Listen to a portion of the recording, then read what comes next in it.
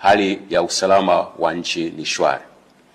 Vyombo vya ulinzi na usalama vinaendelea kuimarisha usalama nchini sambamba na kulinda maisha ya watu na mali zao.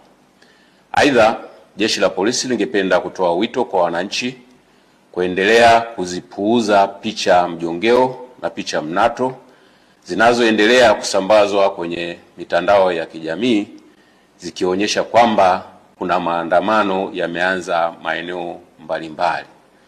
Taarifa hizo sio sahihi.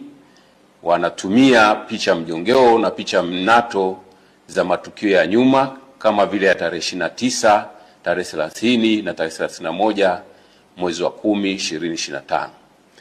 Sambamba na hilo, wenye nia ovu wanaendelea kutumia picha mjongeo za matukio ya nyuma. Kwa mfano, kuna tukio la Juni 2025 ambalo kabila la Wamasai walikuwa wanafanya sherehe zao za jando katika msitu wa Tanapa, lakini imesambazwa kwenye mitandao ya kijamii ikionyesha kwamba Wamasai wameanza kudai haki zao huko jijini Arusha.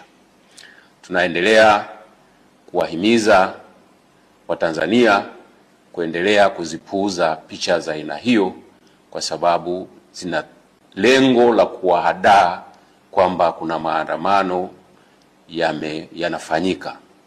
Ikumbukwe kwamba maandamano hayo ambayo yalikuwa yanapewa jina la maandamano ya amani yasiyo na kikomo yalipigwa marufuku toka tarehe 5 mwezi wa 12, 2025 kwa sababu hayajakidhi matakwa ya kisheria ikiwepo sheria mama, yani Katiba ya Jamhuri ya Muungano wa Tanzania ya mwaka 1977 na sheria ya polisi na polisi wasaidizi sura 322.